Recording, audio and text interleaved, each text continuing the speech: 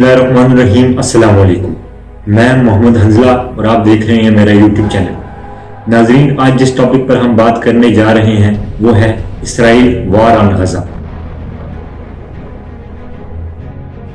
13 فروری کو غزہ کے ایک علاقے خان یونس کے آخری ورکنگ نصر ہاسپٹل میں ایک نوجوان داخل ہوا۔ اس نوجوان کے ہاتھ آگے کی طرف بندھے ہوئے تھے اور سر پر ایک پٹی بندھی ہوئی تھی۔ اس نوجوان کا نام جمال ابو لہلو تھا۔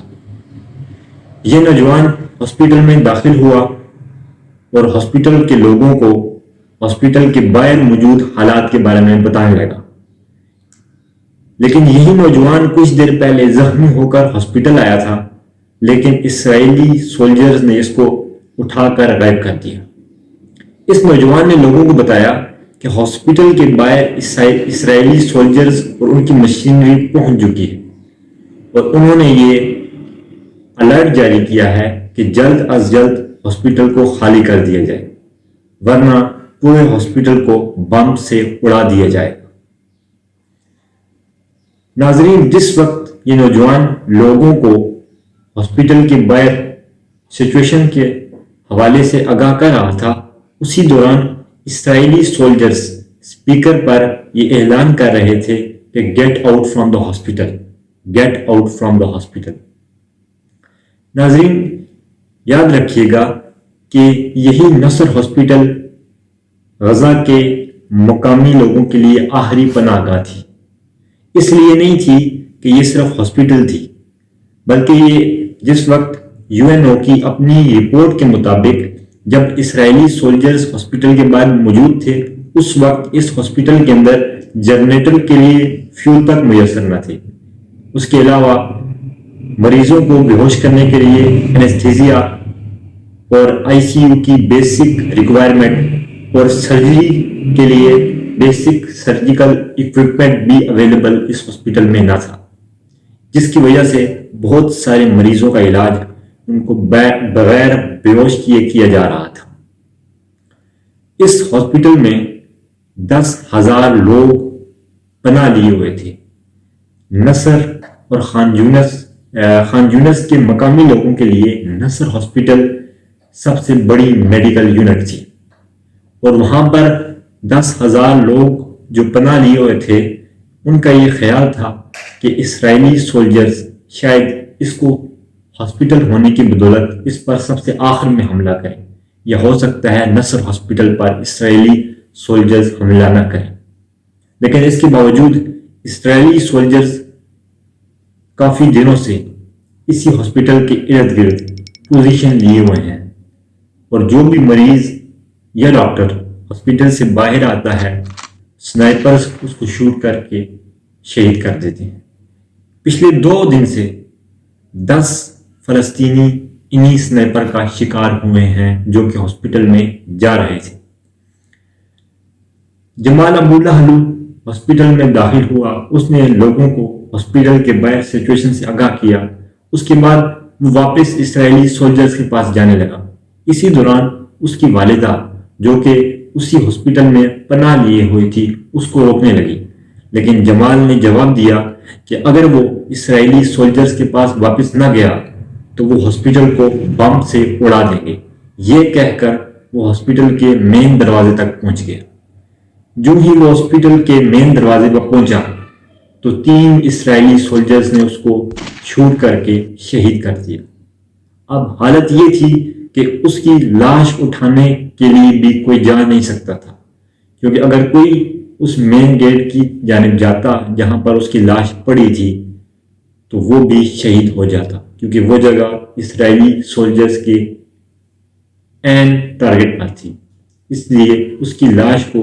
بڑی مشکل سے رسیوں سے گھسیٹ کر کنارے پر لایا گیا۔ ناظرین، اگر کسی نے بے بسی کی انتہا دیکھنی ہو تو وہ غزہ کی 41 کلومیٹر لمبی پٹی کے آخری 3 کلومیٹر میں بسے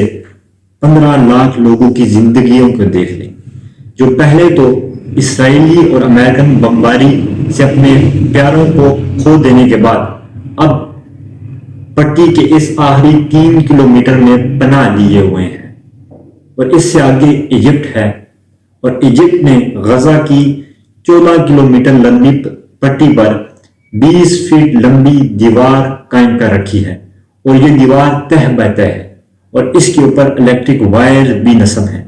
یہ دیوار اباؤ گراؤنڈ ہونے کے ساتھ ساتھ انڈر گراؤنڈ بھی ہے، اور اسرائیلی سولجرز نے اپنی باؤنڈری کو الیکٹرک وائر سے اکوپڈ کیا ہوا ہے تاکہ اسرائیلی باؤنڈری کو کوئی کراس نہ کر سکے۔ تو آپ اس سے اندازہ لگا سکتے ہیں کہ جنگ سے پہلے اسرائیلی سولجرز نے غزہ کے لوگوں کو کس قدر قید کی زندگی گزارنے پر مجبور کر رکھا ہے۔ اب اسرائیل یہ چاہتا ہے کہ وہ غزہ کے لوگوں کو ایک ایریا تک لمیٹڈ کر دے تاکہ وہ تنگ آ کر یہاں سے بھاگ جائے، اور جب وہ غزہ کے لوگوں کو یہاں سے بھگانے میں کامیاب ہو جائے گا تو وہ غزہ کے لوگوں کی جتنی بھی پراپرٹی ہے، ان کی زمین جائیداد ہے، ان پر وہ قبضہ کر لے۔ اور دوسری جانب ایجپٹ اور باقی عرب ممالک ہیں جو کہ اپنے پرانے ایکسپیرینس سے یہ سیکھ چکے ہیں کہ اسرائیلی سولجرز جب بھی غزہ کے لوگوں کو دوسرے ممالک بھیج دیتے ہیں تو اس کے بعد وہ دوبارہ ان کو کبھی واپس آنے نہیں دیتے، بلکہ ان کی جگہوں پر قبضہ کر دیتے ہیں۔ اسی وجہ سے ایجپٹ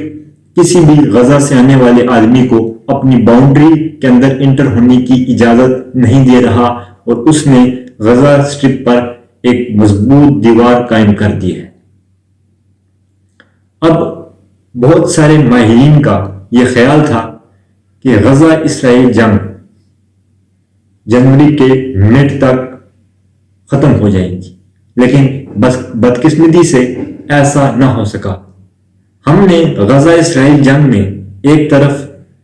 بے بسی کی انتہا تو دیکھی، مظلومیت کی انتہا تو دیکھی، لیکن اس کے ساتھ ساتھ ایک اور فیکٹر اس جنگ کے نتیجے میں عیاں ہو گیا، وہ یہ ہے کہ طاقت کس قدر بے رحم اور بے لگام ہوتی ہے۔ امریکہ کے اپنے قائم کردہ ادارے یونائٹڈ نیشن آرگنائزیشن کی لاتعداد مرتبہ الرٹس اور سیز فائر معاہدے کے باوجود امریکہ اسرائیل کو ویپن سپلائی کرتا رہا، اور امریکہ نے یونائٹڈ نیشن آرگنائزیشن کے اس رول کی دھجیاں بکھیر دی۔ اب اسرائیل غزہ جنگ جنوری کے مڈ تک ختم کیوں نہ ہو سکی؟ اس کے 2-3 فیکٹر ہیں۔ سب سے پہلا فیکٹر یہ ہے کہ حماس کے پاس اتنی طاقت نہیں ہے ویپنز کے لحاظ سے کہ وہ اسرائیل کا مقابلہ کر سکے، اور دوسری جانب عرب ممالک جنہوں نے غزہ کے لوگوں کا بوجھ تک اٹھانے سے انکار کر دیا ہے، اور تیسری جانب امریکہ کے صدر جو کئی مرتبہ یہ کہہ چکے ہیں کہ وہ زوائنسٹ ہے، اور وہ اپنے زوائنسٹ مائنڈ سیٹ سے باہر نہیں آ سکے، اور عرب ممالک بھی امریکہ کو یہ اس چیز میں کمپیل کرنے میں ناکام رہے کہ وہ اسرائیل کو کہہ کر جنگ بند کر دیں، جس کی وجہ سے غزہ اسرائیل جنگ آج کے دن تک جاری ہے۔ ناظرین، لیکن کمال کی بات یہ نہیں ہے، کمال کی بات یہ امریکن ایجنسیز ہر چند دن بعد یہ نیوز لیک کر دیتی ہیں کہ امریکہ کے صدر نے اسرائیلی وزیر اعظم سے پرائیویٹ میٹنگ میں جنگ روکنے کی تنبیہ کی ہے، لیکن امریکہ کے اپنے ایک مقامی صحافی جرمن کے ہول، انہوں نے امریکہ کے صدر کی وزیر اعظم سے اسرائیلی وزیر اعظم سے پرائیویٹ میٹنگ کے حوالے سے جو نیوز تھی اس کو ایک پروپیگنڈا قرار دیا ہے، اور انہوں نے کہا ہے کہ ایسی نیوز لیک کرنے کا مقصد فقط یہی ہے کہ امریکہ عالمی دباؤ سے بچ سکے یا عالمی دباؤ کو قابو کر سکے، اور لوگوں کے سامنے یہ رکھ سکے کہ وہ کس قدر کوشش کر رہا ہے کہ وہ اسرائیل غزہ وار کو روک سکے۔ لیکن حقیقت اس سے بالکل مختلف ہے، کیونکہ امریکہ اسرائیلی جنگ کو بڑھاوا دینے میں سب سے اہم کردار ادا کر رہا ہے۔ ناظرین، اسرائیل غزہ وار پر مزید بات کریں گے اس ویڈیو کے پارٹ 2 کے اندر۔ تب تک کے لیے چینل کو سبسکرائب کر لیجئے تاکہ آپ لیٹسٹ ویڈیوز سے اپڈیٹ ہوتے رہیں۔ بہت شکریہ۔